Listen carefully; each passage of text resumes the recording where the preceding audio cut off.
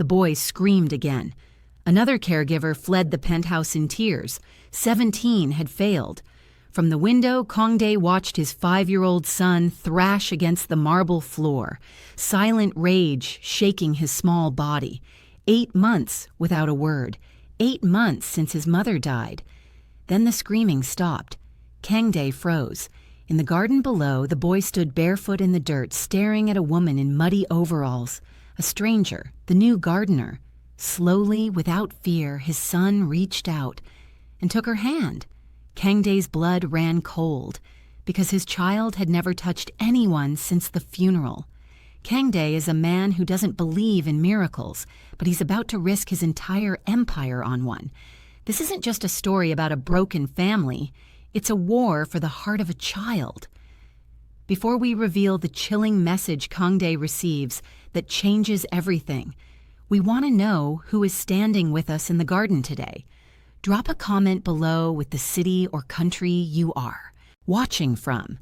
If you believe some bonds are worth any price, hit that subscribe button and join our community for the full journey of the child's choice. Kang-Dae stood frozen at the floor-to-ceiling window of his Boston penthouse, watching the impossible unfold in the garden below.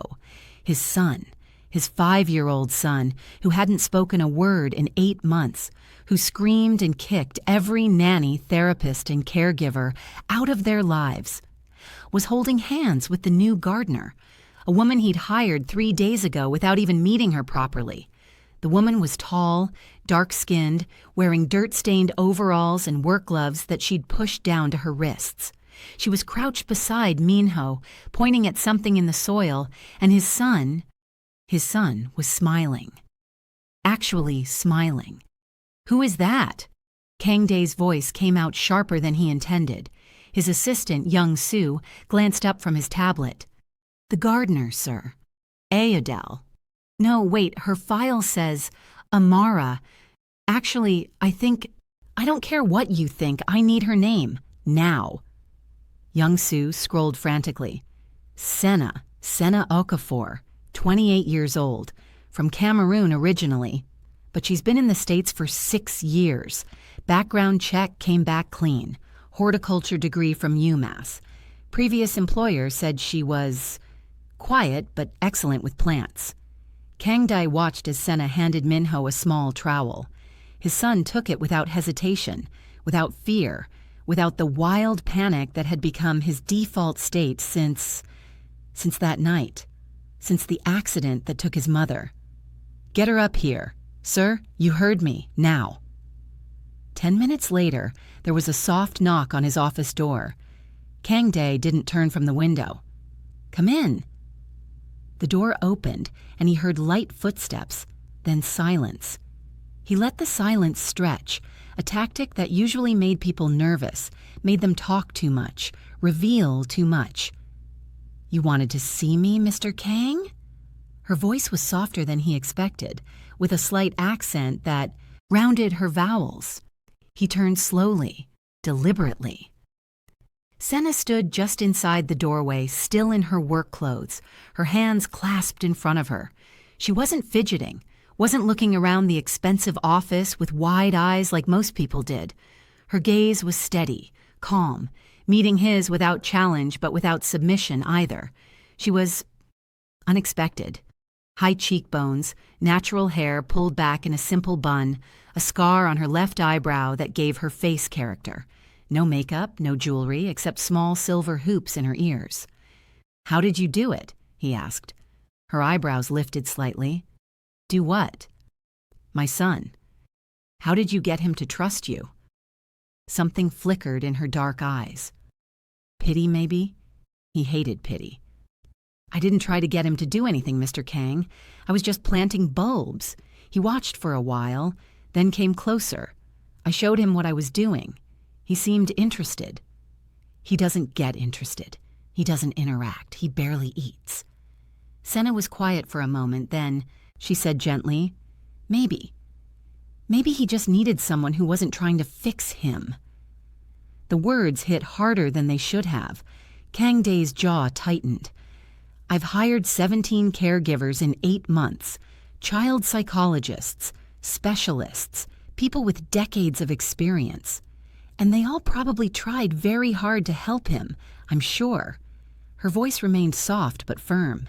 But sometimes children don't need help. They just need space to heal in their own way.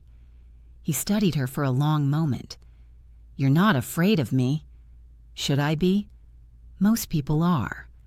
I work with soil and plants, Mr. Kang. I'm not easily intimidated by much else. A small smile touched her lips. Besides, you're not the scariest thing I've encountered. Try dealing with Japanese beetles destroying a month's worth of work. Despite himself, despite everything, Kang-Dae felt the corner of his mouth twitch. Just barely. I'm doubling your salary. Her smile faded. I don't understand. Whatever I'm paying you to. Tend the gardens. I'm doubling it. But I need you to spend time with Minho. Not as a therapist or a nanny. Just whatever you were doing down there, keep doing it. Mr. Kang, I'm not qualified to... I don't care about qualifications. I care about results. And in 8 months, you're the only person who's gotten through to him. He paused, and something in his voice shifted, became almost vulnerable. Please. Senna looked at him for a long moment, and he found himself wondering what she saw. The ruthless businessman? The desperate father? Both? Okay, she said finally, but on one condition. No one gave him conditions, which is, you don't hover, you don't pressure him, you let this happen naturally, at his pace. Can you do that? Every instinct in his body rebelled against giving up control, but when he thought of Minho's smile in the garden, yes, then we have an agreement. She held out her hand. He looked at it, at her dirt-stained fingers, at the simple directness of the gesture. Then he shook it, and her grip was surprisingly firm. Over the next 3 weeks, Kang-Dae found himself watching the garden more than working. Senna came every morning at 8, and by 8:15, Minho would appear at the back door, waiting. She never called to him, never beckoned, just acknowledged him with a small nod and continued her work until he felt ready to join her. Some days he just sat on the grass nearby. Other days, he handed her tools. Once Kang-Dae watched as Senna taught his son to identify different types of leaves, and Minho spoke. 3 words. This one's oak. Kang-Dae had to grip the window frame to steady himself. But it wasn't just Minho changing. Senna had somehow, without asking permission, started transforming the sterile landscape into something alive. Wildflower patches appeared along the fence. A small vegetable garden took shape near the back wall. She'd even installed a bird feeder that attracted cardinals and blue jays. She's exceeding her scope, Young-soo mentioned one morning, disapproval clear in his tone. Then expand her scope, Kang-Dae replied, not looking up from the reports he was pretending to read. He started finding excuses to go into the garden, checking the irrigation system, inspecting the fence, making phone calls while walking the perimeter. Definitely not trying to be near where Senna was working. She saw through him immediately. The irrigation system is fine, Mr. Kang, she said one afternoon, not looking up from the tomato plants she was staking. Minho was beside her, carefully tying twine under her direction. I'm not... You've checked it 4 times this week. Unless you're planning to water the garden manually, I think we're good. Minho giggled. Actually giggled. It was such a foreign sound that both adults froze.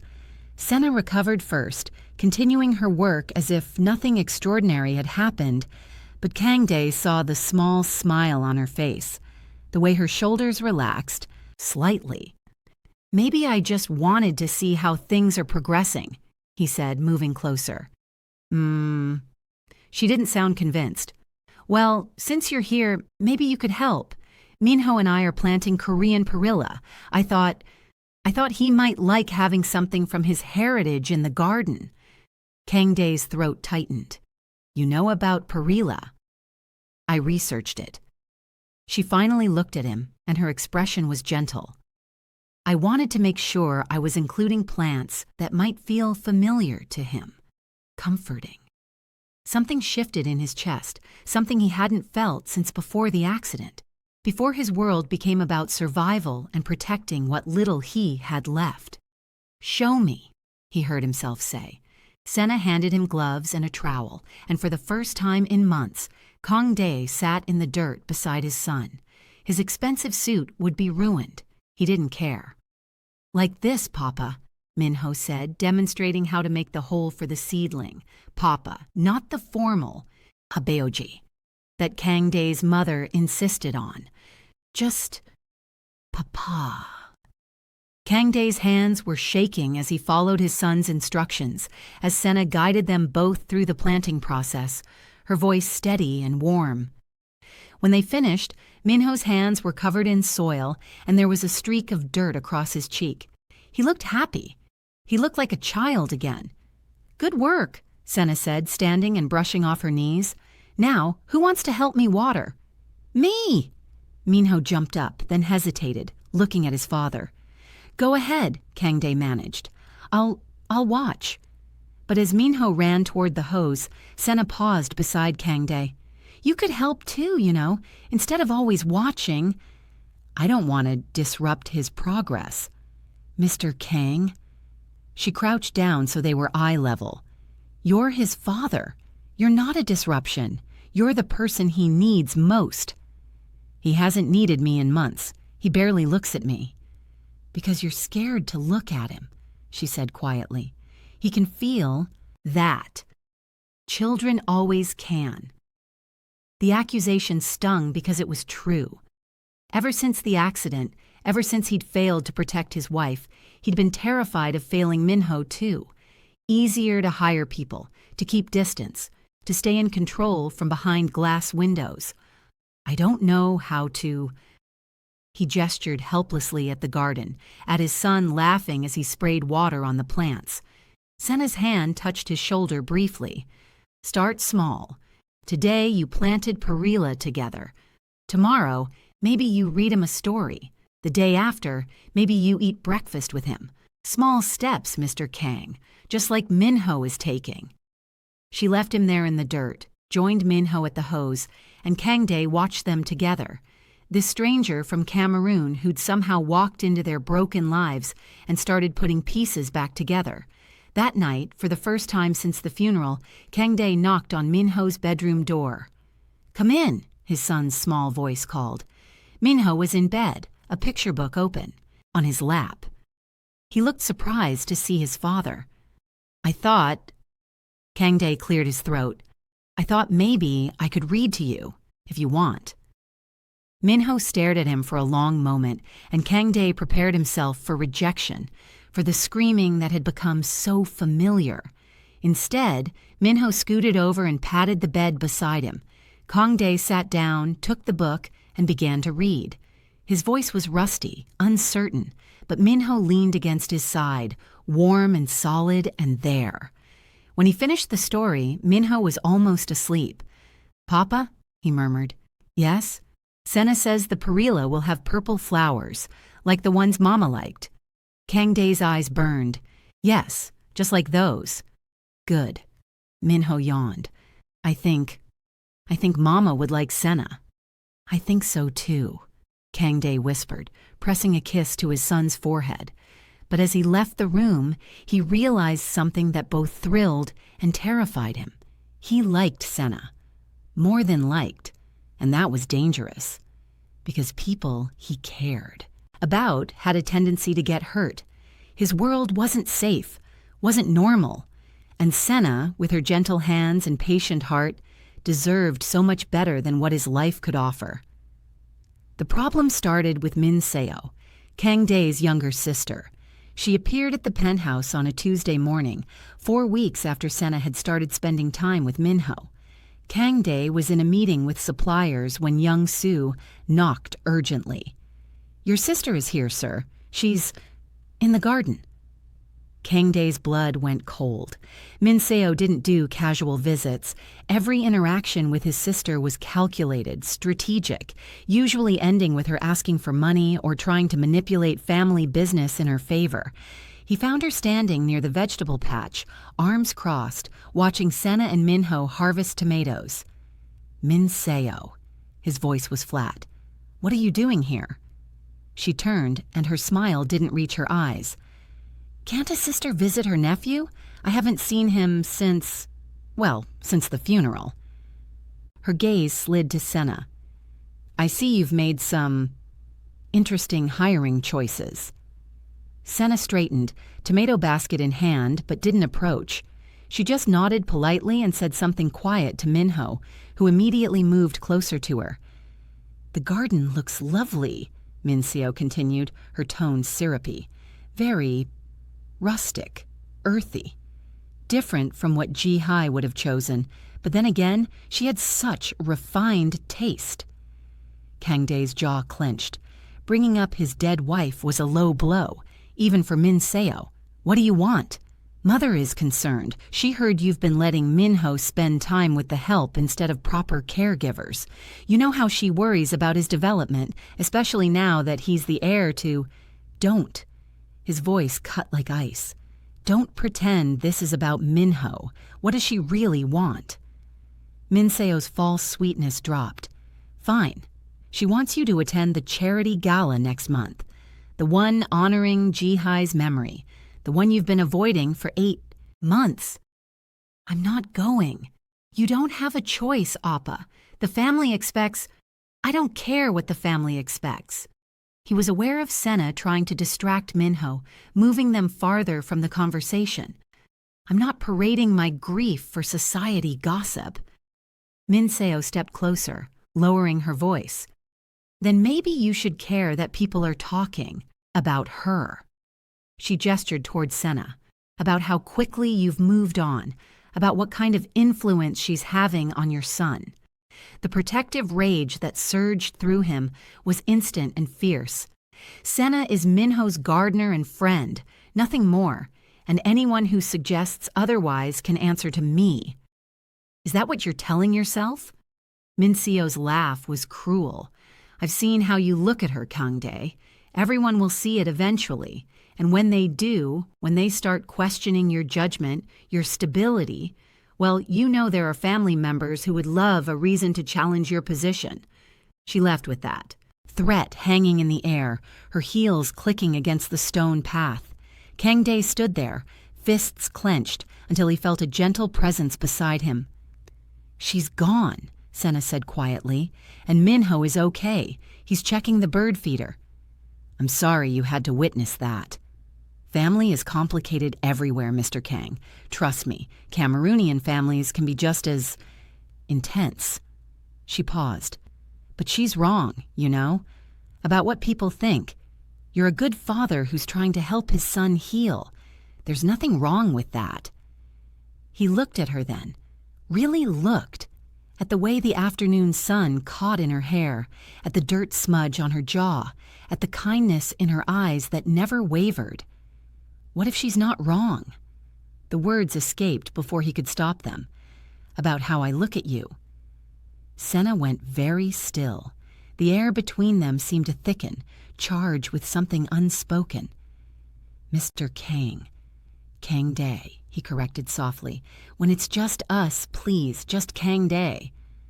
She swallowed, and he watched the movement of her throat. "Kang-Dae," she said carefully. "I think we both know this situation is complicated enough without adding whatever this is. And if I wanted to uncomplicate it, if I wanted to see where this could go, then I'd say you're not thinking clearly. I'm your employee. Minho is finally making progress, and your sister just threatened you because of how things look, not even how they are. Actually, pursuing something would be—" She shook her head. "It would be a mess. I've built my entire life on managing messes, Senna. But this isn't just about you." Her voice was firm now. "It's about Minho, about what's best for him. And what's best is stability, Consistency. Not his father dating his gardener and causing family drama. She was right. Completely, frustratingly right. But it didn't stop the wanting.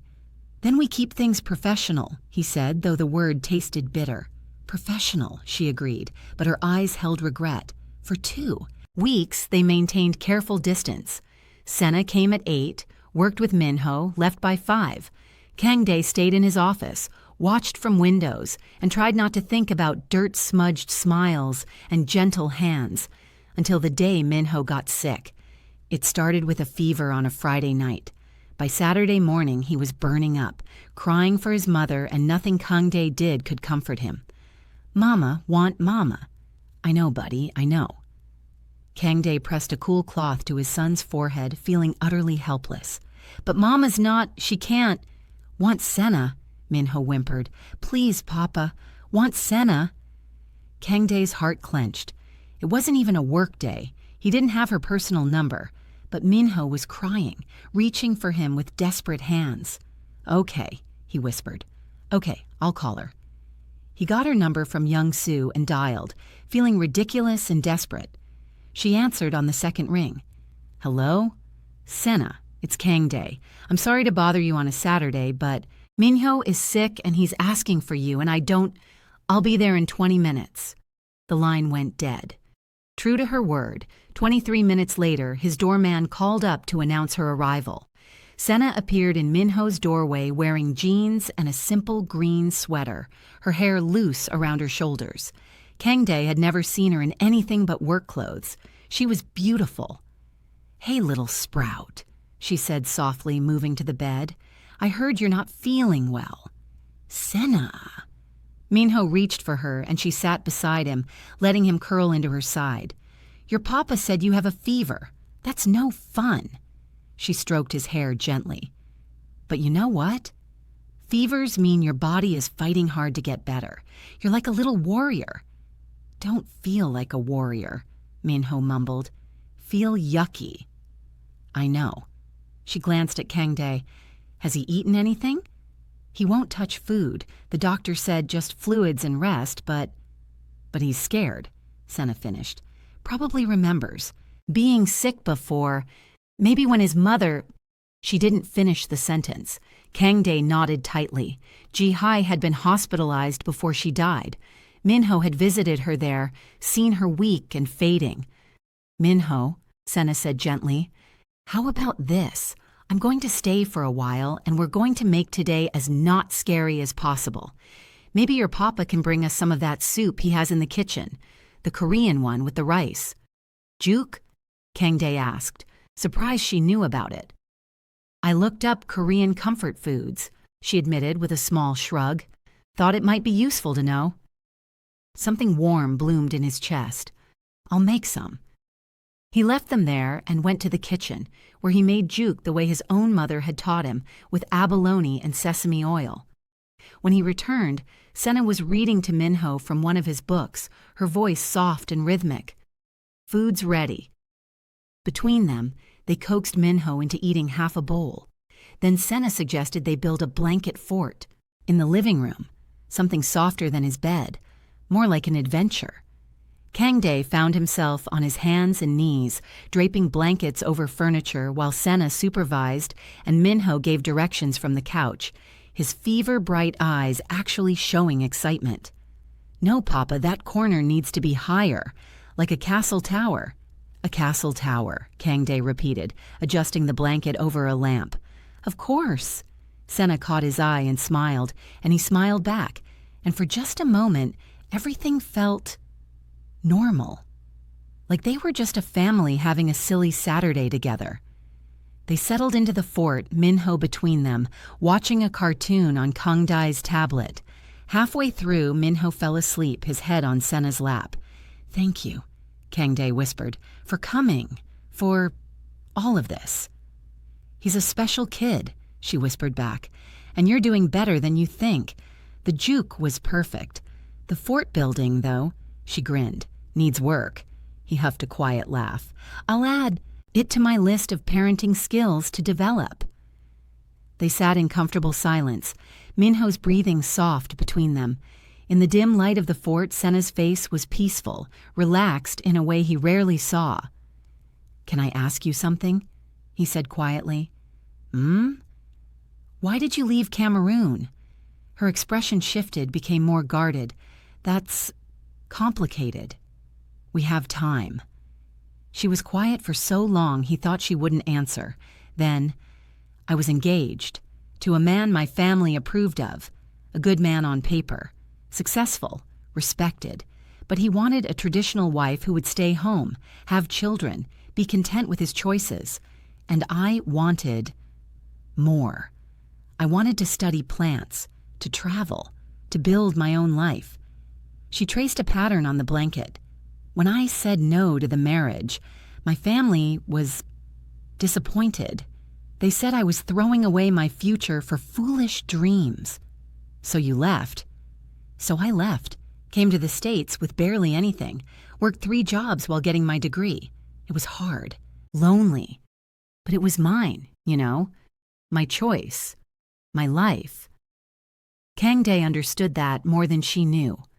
"I never had that option. I was born into this family, this business. The path was decided before I could walk." "Do you regret it?"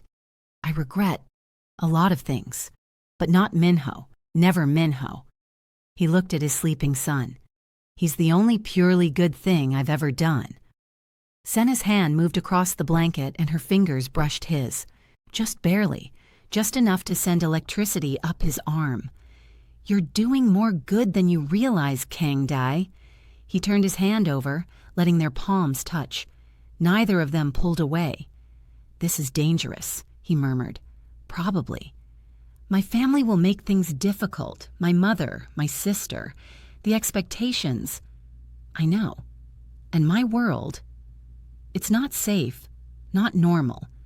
There are things I can't explain, can't protect you from. I'm tougher than I look." He believed her, but he also knew his reality.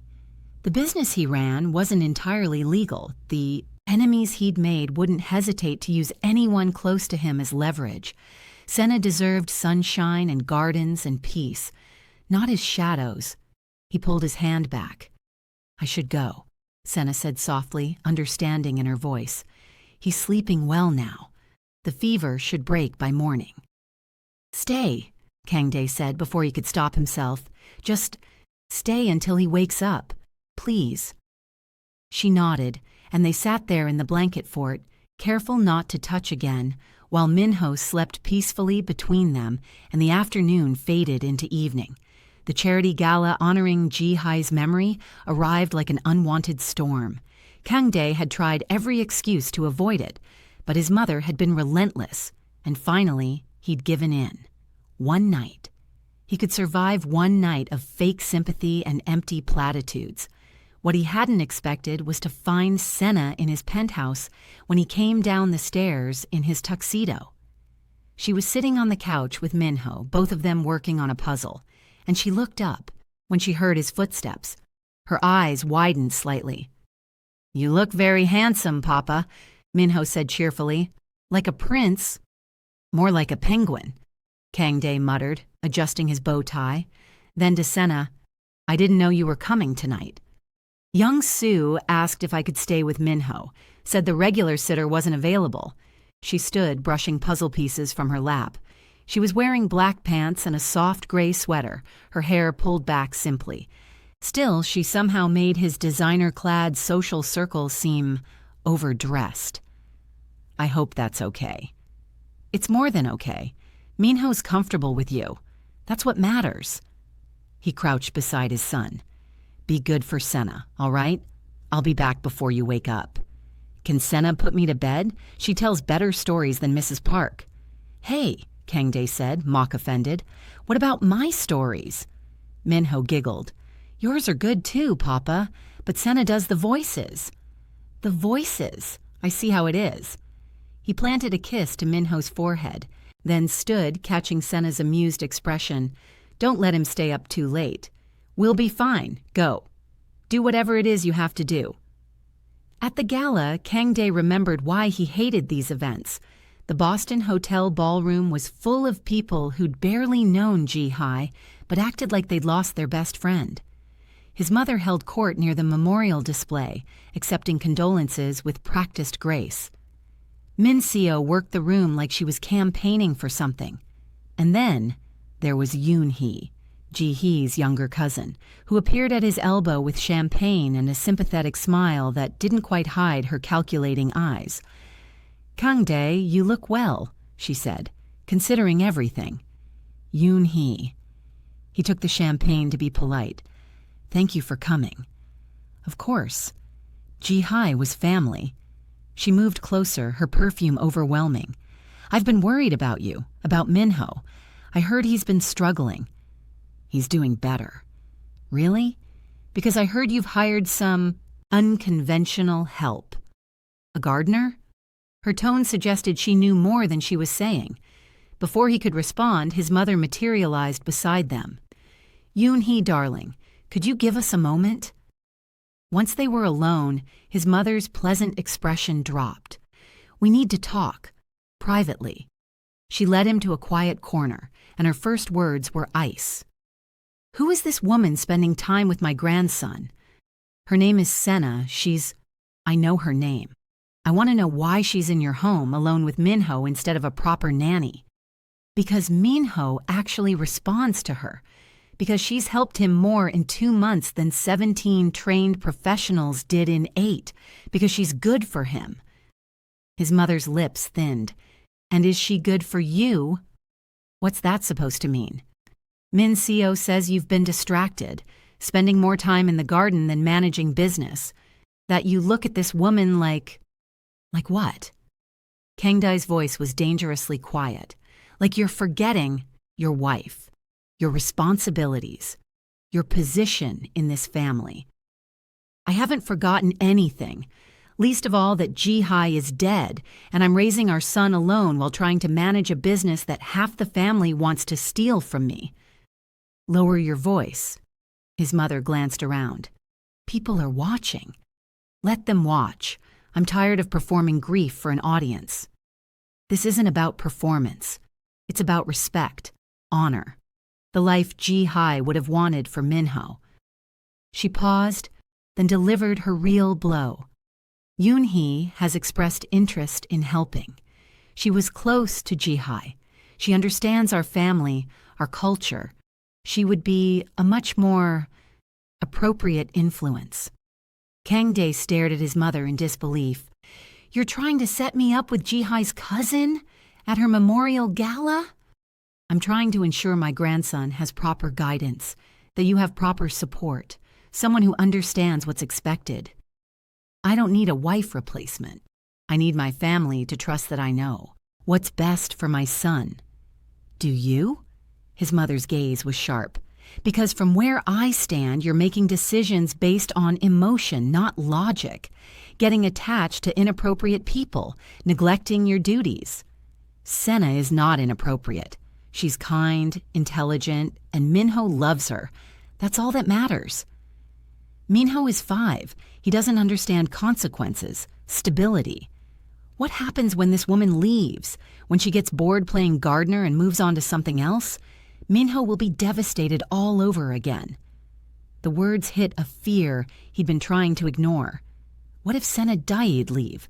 What if she decided his complicated life wasn't worth the trouble? "I won't continue this conversation," he said tightly. "I'm going home to my son." "Kang-Dae, wait!" But he was already walking away, pulling out his phone to call his driver. He needed to leave, needed to get away from the manipulation and the memories and the weight of expectations he'd never asked for. When he arrived home, the penthouse was quiet. Soft light came from Minho's room. Kang-Dae moved silently down the hall and found them both asleep. Minho in his bed and Senna in the chair beside him, her head tilted at an uncomfortable angle, her hand still holding the storybook. She must have been reading to him and dozed off. The sight made something in Kang-Dae's chest ache. He carefully took the book from her hands, and she stirred, blinking awake. "You're back early," she whispered, glancing at Minho to make sure he was still sleeping. It was not where I wanted to be. They moved to the hallway, closing the door quietly behind them. "Bad night?" Senna asked. "My mother tried to set me up with my dead wife's cousin at said wife's memorial gala, so, yeah, bad night." Senna's eyes widened. Wow, that's really messed up, manipulative, completely inappropriate. I was going to say complicated, but those work too. She ran a hand over her hair, loosening her bun. "I'm sorry, that must have been awful." She also expressed concerns about you, about your influence on Minho. Senna's expression shuddered. "I see. She's wrong, but she's going to make things difficult. My family doesn't approve of anything outside their narrow view of what's acceptable. And I'm definitely outside that view." Senna, "No, it's okay, I get it." She moved toward the living room to gather her things. "I knew this was temporary anyway, just until Minho was stable. I can help you transition to someone more appropriate." "I don't want someone more appropriate. I want you." The words came out fiercer than he intended. She stopped, her bag half packed. "Kang-Dae, I know all the reasons this is complicated. I know my family will fight it. I know my life is dangerous and messy and nothing like what you probably imagined when you came to this country. But I also know that when I'm around you, I can breathe. That Minho laughs again, that you've brought light back into a house that's been dark for too long." "That's not fair," she whispered. "You can't say things like that." "Why not? Because it makes this real? Because it means we have to make actual choices instead of pretending we don't feel what we feel." She turned to face him fully. "Because I'm scared, okay? I'm scared that I'll let myself care about you and Minho, and then your family will succeed in pushing me out. Or you'll realize I don't fit into your world, or something will happen and I'll lose you both, and I don't—" Her voice cracked. "I don't think I could handle that." Kang-Dae closed the distance between them, stopping just short of touching. "I'm scared too, terrified. The last person I loved died because I couldn't protect her, because people in my world use the things you care about as weapons. Then why risk it? Because Minho needs you, because I need you. And maybe that's selfish, but I'm tired of doing what other people think is right. I want to do what feels right for once." Senna looked up at him, and in her eyes he saw the same war he was fighting. Want versus wisdom, hope versus fear. "If we do this," she said slowly, "we do it carefully. For Minho's sake, no rushing, no public displays that give your family ammunition. We take it slow and see if this is real or just two lonely people finding comfort." "It's real," he said with absolute certainty, "at least for me." "For me too," she admitted quietly. "But slow, Kang-Dae. We have to be smart about this." "Slow," he agreed, though everything in him wanted to pull her close and kiss her, until they both forgot every reason this was complicated. Instead, he took her hand, the same way he had in the blanket fort, and brought it to his lips, a gentle kiss to her knuckles, old-fashioned, respectful, but full of promise. "Good night, Senna." "Good night, Kang-Dae." She left, and he stood in his quiet penthouse, her hand still warm in his memory, and thought maybe he could protect this. Maybe he could keep them safe. Maybe this time, love wouldn't end in loss. But then, his phone buzzed with a text from an unknown number. "Leave the gardener alone, or she'll discover exactly how dangerous your world really is. You have 1 week to end it. A concerned party." His blood went cold. They were already being watched, already being threatened, and Senna had no idea what she was really getting into. Kang-Dae didn't sleep that night. He traced and retraced the threatening message, but whoever sent it had used a burner number, untraceable. By dawn, he'd made a decision. He would increase security around Senna without telling her. Let her think things were progressing normally while he handled the danger in the shadows. Except Senna was more observant than he'd anticipated. "There's a car that's been following me," she said 3 days later, meeting him in the garden while Minho was at a play session with a therapist. "Black sedan, different drivers but always the same. Car, want to tell me what's going on?" Kang-Dae cursed internally. "It's just a precaution." "Against what?" "My life isn't normal, Senna. There are people who might try to use you to get to me. The security is to keep you safe." Her expression hardened. "You should have told me. You should have asked if I wanted protection instead of just assigning strangers to watch my every move. I was trying to protect you without scaring you." "Well, it didn't work. I'm scared and angry." She crossed her arms. "What exactly are we dealing with? And don't give me vague answers. If I'm in danger, I deserve to know why." He'd known this conversation would come eventually. "My family business isn't entirely legal. We have competitors, enemies, people who would hurt anyone close to me if they thought it would give them leverage." "You're talking about organized crime. I'm talking about survival in a world that doesn't play by normal rules. A world I was born into, not one I chose." He ran a hand through his hair. "This is why I hesitated, why I knew getting involved with you was dangerous, because the moment you became important to me, you became a target." Senna was quiet for a long moment. "I appreciate the honesty." Finally. "But here's my honesty. I didn't leave Cameroon, leave my family, work myself to exhaustion for 6 years just to let someone else control my choices. If you want this, want us, then you treat me like a partner, not a fragile thing to protect.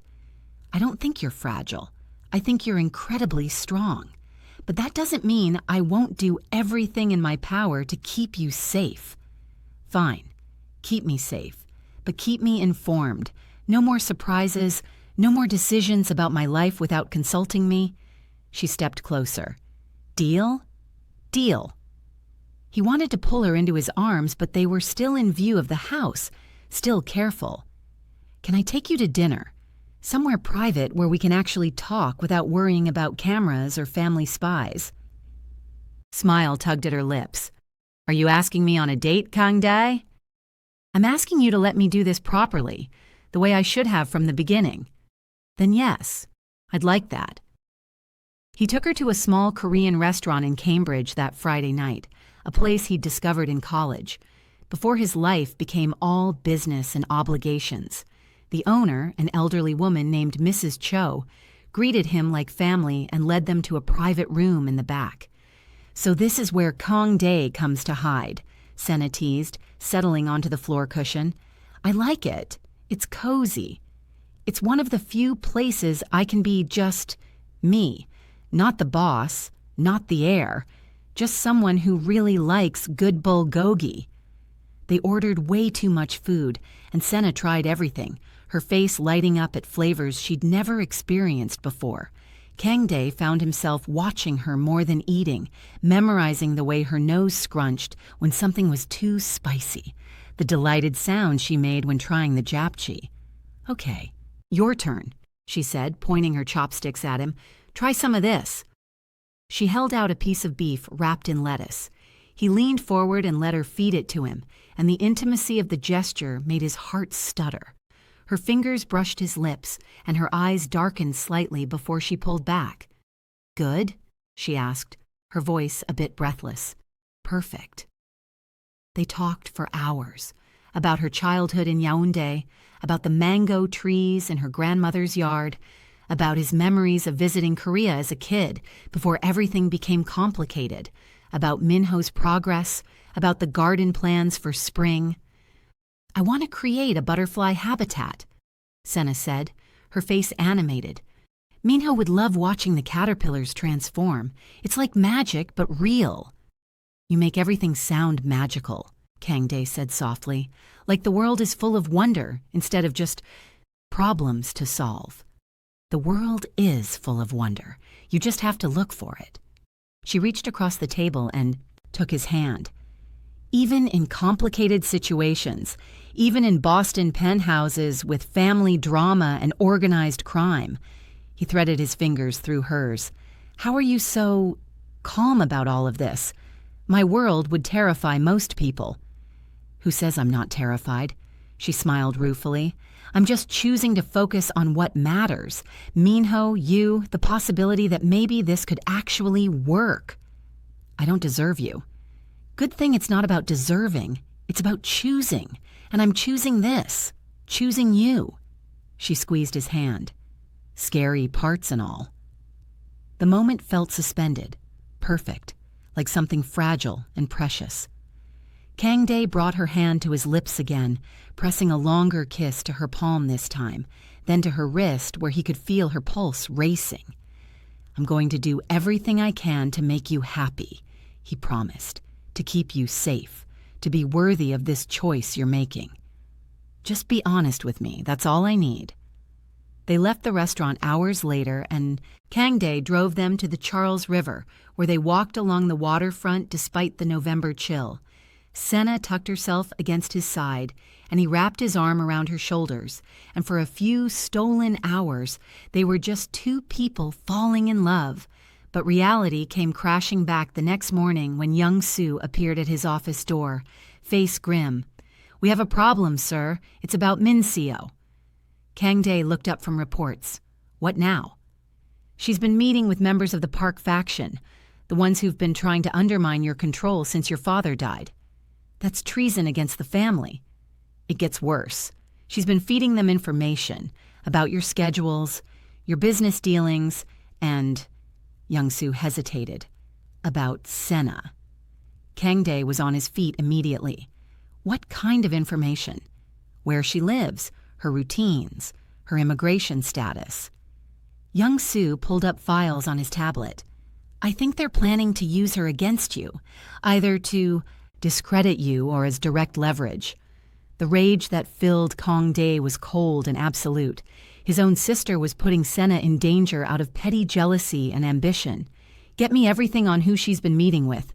Every conversation, every plan, and double Senna's security detail. I want someone on her 24/7. Already done, sir, but there's something else you should know. Yoon-hee has been involved too. Ji-Hai's cousin? The one my mother's trying to push at me? The same. Apparently, she and Minho have formed an alliance. Yoon-hee wants your position and your money. Minho wants control of the family business, and they both see Senna as the obstacle they need to remove. Kang-Dae's hands clenched into fists. They're going to regret this, all of them. Sir, perhaps you should consider distancing yourself from Senna. Just temporarily, until we can neutralize the threats. Absolutely not. I'm not abandoning her because my family is full of vipers. He grabbed his coat. I'm going to her apartment now, and then I'm going to have a conversation with my sister that she won't forget. But when he arrived at Senna's small apartment in Somerville, what he found made his blood boil. Someone had spray-painted slurs across her door, racist, hateful words that made him see red.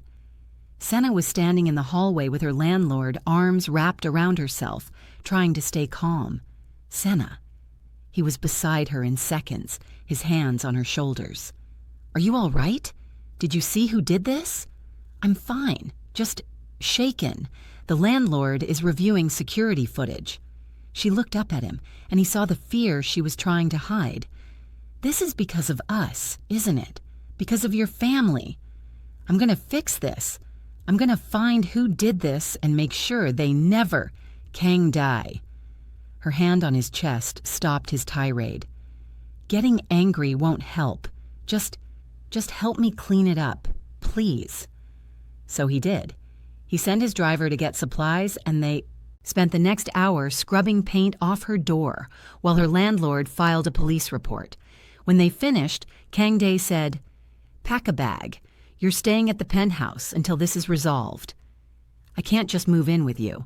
Yes, you can, and you will, because I'm not leaving you vulnerable while my family wages war on us." His voice softened. "Please, Senna, let me do this. Let me keep you safe." She must have seen something in his eyes because she nodded. Okay, but just until things settled down. Things didn't settle down. They got worse. The next week, immigration officers showed up at the garden asking questions about Senna's work visa. Kang-Dae's lawyers handled it, but the message was clear. Someone was trying to get her deported. Then Minho started having nightmares again, bad ones, and when Kang-Dae finally got him to talk about it, Minho said, "Aunt Minseo said Senna is going to leave us, that she doesn't really care about me, that she's just pretending." Kang-Dae saw red. He stormed to his sister's apartment that same night, bypassing her doorman with a look that could shatter glass. Minseo answered the door in a silk robe, wine glass in hand. "Appa, what a surprise. You went after my son. You poisoned his mind with your lies. I just told him the truth. That woman is using you both for money and status. Once she gets what she wants, Senna doesn't want anything except to be left alone to do her job and care about people she loves. Unlike you, who wants power so badly you'd betray your own family to get it." Minseo's eyes narrowed. "I don't know what you're talking about." "The Park faction, Yoon-hee, the information you've been selling. Did you really think I wouldn't find out?" For the first time, his sister looked uncertain. You can't prove anything." "I don't need to prove it to destroy you. One word from me and you're cut off from the family completely. No money, no status, no protection from the people you've been dealing with who will turn on you the second you're no longer useful. You wouldn't do that to family. You stopped being family the moment you threatened my son's happiness, the moment you tried to hurt Senna." He leaned closer. "Stay away from them. Both of them, or I will make sure you regret every choice that led you here." He left her there, pale and shaking, and drove back to the penthouse where Senna was reading to Minho. She looked up when he entered, saw something in his face, and said, "Minho, baby, let's finish the story tomorrow, okay? It's past bedtime anyway." Once Minho was settled, she found Kang-Dae on the terrace, staring out at the city lights. "What happened?" "I confronted Minseo, made it clear what would happen if she kept coming after us." "Did it work?" "I don't know. Probably not. She's desperate, and desperate people do stupid things." He turned to face her. I'm sorry. I'm sorry my family is like this. I'm sorry you have to deal with threats and vandalism and immigration harassment because you had the misfortune of caring about me." Senna moved closer, her hands coming up to frame his face. "Stop apologizing for things that aren't your fault. You didn't choose your family. You didn't ask for this life. But you are choosing to fight for us, for Minho, and that means everything." "I love you," he said, the words falling out before he could stop them. "I know it's too soon and everything is a mess, and we should probably wait. But I love you, Senna, and I need you to know that." Her eyes filled with tears. "I love you too, so much it scares me." He kissed her properly and Senna chuckled lightly. "We're really doing this, aren't we? Taking on your entire family and whoever else tries to stop us? We really are." He pressed his forehead to hers. "But we're doing it together.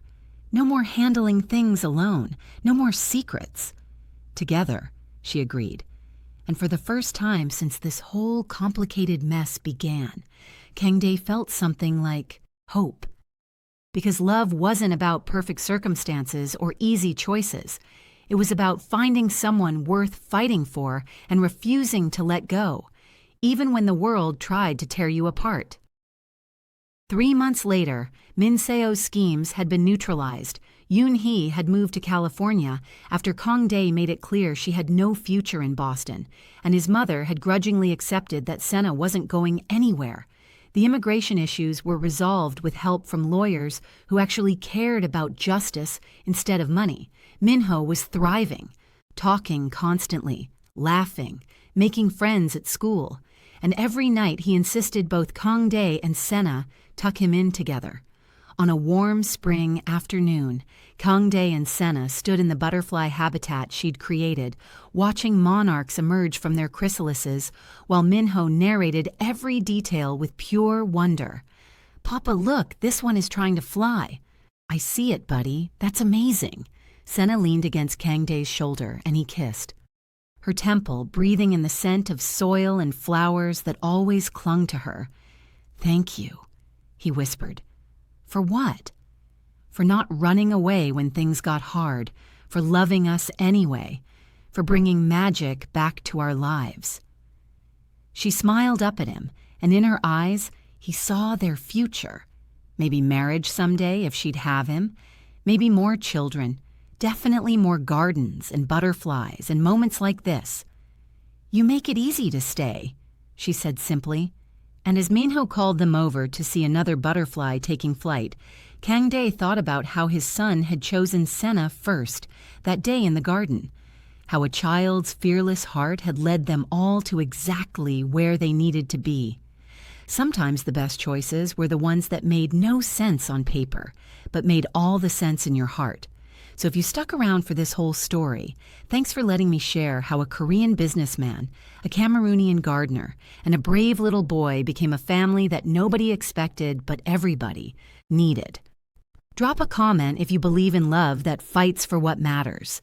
Hit subscribe if you want more stories about real people facing real challenges.